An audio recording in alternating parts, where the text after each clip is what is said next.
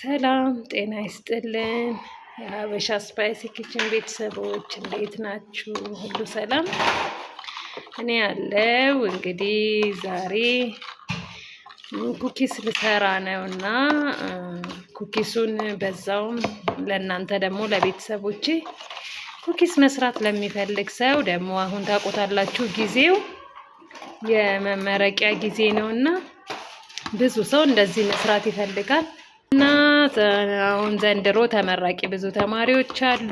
እኔም ልጄ ተመራቂ ናት። በዛው ሰርቼ ላሳያችሁ ብዬ ነው እና ትንሽ በዛ ያለ ነው የምሰራው። ስለዚህ እናንተም እንግዲህ ልጆቻችሁ ተመራቂ የሆኑ ከውጪ ከመግዛት ቤት ውስጥ ትንሽ እንትን የሚል ይመስለኛል እና ለዛ ኩኪሱን እንግዲህ አብረን እንሰራለን ማለት ነው። ይሄ 5 እንቁላል ነው። እኔ በዛ ያለ ነው የምሰራው፣ ቢያንስ 2 ኪሎ ምናምን ነው የምሰራው እና ያው ይሄ 5 እንቁላል ነው እና ቫኒሊያ አርጌበታለሁ። 5 እንቁላል እንዲሁም ደግሞ ስኳር፣ ቤኪንግ ፓውደር እንደዚህ 2 የተፈጨ ጨው እና ይሄ 2 ኪሎ ዱቄት እንዲሁም ወተት፣ ከዛ ትንሽ የገበታ ቂቤ እና እሳት ላይ ስላረኩት ነው፣ በኋላ አምጥቼ ያሳያቸዋለሁ። ትንሽ የገበታ ቂቤና ከዛ ደግሞ ትንሽ ዘይት፣ ሁሉንም በእንደዚህ በመለኪያ ተደርጎ በዚህ አንድ እንደዚህና ትንሽ ሩብ የሚሆን ስኳር እጨምራለሁ። በዚህ አንድ ዘይት እና በዚህ ግማሽ የሚሆን ደግሞ የገበታ ቂቤ እጨምርበታለሁ። እንዲሁም ወተት አለ። ዱቄቱን እያያችሁ መጨመር ትችላላችሁ። ይሄ 2 ኪሎ የለካሁት ነው እኔ። ከዛም በላይ ከሆነ መስራት የምትፈልጉት እያያችሁ መጨመር ትችላላችሁ እና አብራችሁኝ እንግዲህ ተመራቂ ልጆች ያለባችሁ ወይም ደግሞ ወደ ተመራቂ ቤት የምትሄዱ ከሆነ እንደዛ ወደ ሰው ጋር ይዛችሁ ለመሄድ ለቡና ቁርስ፣ እንዲሁም ለእንደዚህ ለተመራቂ ልጆች አሁን ቤት ናቸው ልጆች ለመክሰስ ምናምን ለልጆች ከወተት ጋር ምናምን የሚሆን በጣም አሪፍ ኩኪስ ነው የምንሰራው። ስለዚህ እንግዲህ አብረን እንስራ ማለት ነው ቤተሰቦቼ። እንጀምር። መጥቻለሁ እንግዲህ ይኸው እንደዚህ አርጌ አዋህጀዋለሁ። አሁን ይሄ እንትኑ ነው ግብአቱ ማለት ነው እንጂ እስካሁን ዱቄት አልጨመርኩኝም። እንደገና ደግሞ ወተት ጨምራለሁ እኔ 2 ኪሎ ልሰራበት ነው ይሄን ያረኩት እና ከበዛ ግን ከ2 ኪሎ በላይ ማድረግ ትችላላችሁ ላላ ካለባችሁ ማለት ነው እና ይሄን አሁን ድጋሚ በደንብ መተዋለሁ፣ ምክንያቱም ቂቤው በደንብ ቅልጥ አላለም ፍሪጅ ስለነበረ ሳወጣው። ሸኖ ለጋ ነው ያረኩትና በዚህ አንድ ሸኖ ለጋ በዚህ እንዲሁም ደግሞ በዚሁ በራሱ ስኳር 1 ከሩብ፣ 1 አይበቃውም፣ 1 ከሩብ እንደገና በዚህ ደግሞ 1 ዘይት እና ቫኒሊያ ከዛ ቤኪንግ ፓውደር እና ደግሞ 1 ወተት እና 2 ኪሎ ዱቄት ይሆናል ማለት ነው እና 5 እንቁላል አለው። በዚህ 1 ስኳር፣ 1 ዘይት፣ 1 ከሩብ ስኳር፣ 1 ዘይት እንዲሁም ደግሞ 1 ሸኖ ለጋ ነው ያረኩትና ቤኪንግ ፓውደር 2 ደግሞ ቫኒሊያ አርጌያለሁ።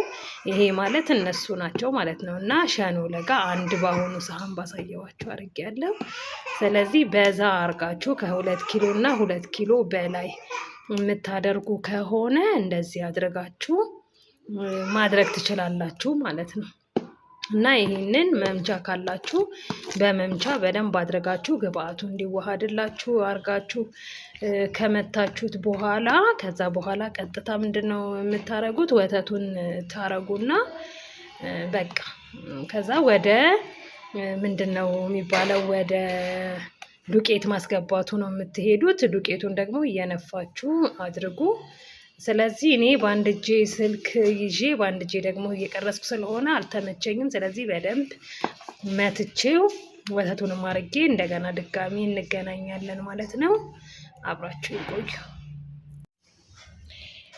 እሺ ቤተሰቦቼ ያው ተመልሼ መጣሁ። አብኩቼ ለ3 አረኳቸው። ይሄ ወደ 2 ተኩል ምናምን የሚሆን ዱቄት ነውና በ3 አርጌዋለሁ። እንግዲህ እንደዚህ እኔ ትንሽ ሰው ስላለብኝ ብዬ እንደዚህ አርጌዋለሁ። እንደዚህ ሆኖ እንደዚህ ለስለስ ሲልላችሁ በቂ። እንደውም ትንሽ ደረቅ ብሏል መሰለኝ እኔ ጋር እና እዩት እጄ ራሱ በቃ የዚህንም ይዞ ሌላ ነገር ይመስላል። እና ብቻ እንደዚህ አድርጌ ጨርሻለሁ። አሁን ደግሞ ያው በቅርጽ አድርጌ ወደ ፓትራ ማስገባት ነው። በፓትራ ላይ አድርጌ ወደ ፍሩን ማስገባት ነው፣ ወደ መጋገሪያው። እና እሱን አድርጌ ደግሞ ስጨርስ ተመልሼ መጥቼ ያሳያቸዋለሁ። እንግዲህ ይሄ ቀላል ነገር ነው፣ ቤት መስራት የምትችሉት ነገር ነው። ስለዚህ አሁን እናንተም እንደኔ ልጅ ተመራቂ ያለባችሁ ቤታችሁ እንደዚህ ፎ አድርጋችሁ ማድረግ ትችላላችሁ። ይሄን ካካው አድርጌበት ነው። ይሄ ደግሞ ቀለም ነው። ይሄ ኖርማል ማለት ነው። እና እንደዛ አድርጋችሁ ማከፋፈል ትችላላችሁ።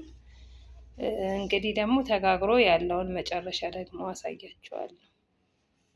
እንግዲህ አሁን ቢያንስ ትንሽ 1-2 ፓትራ ጋገርን። እንደዚህ ሆኗል። አሁን ያው እንግዲህ በደንብ አሪፍ ሆኗል እና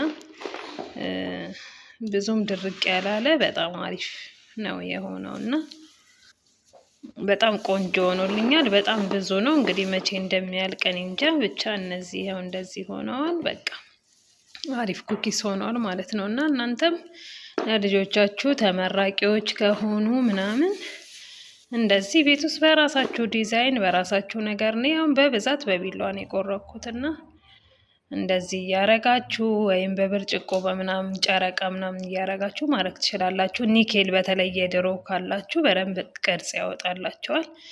እሱን ተጠቀሙ። እና ቤተሰቦቼ እንግዲህ ለዛሬ የነበረን ቪዲዮ ይሄ ነው። ቪዲዮን ከወደዳችሁት ላይክ እንዲሁም ሼር፣ ሰብስክራይብ አድርጋችሁ ቻናላችንን አሳድጉና የዚያ ቤተሰብ አባል ሁኑ። ለዛሬ የነበረንን ስለተመለከታችሁ በጣም አመሰግናለሁ። ባይ መልካም ምርቃት እንግዲህ ለሁላችሁ።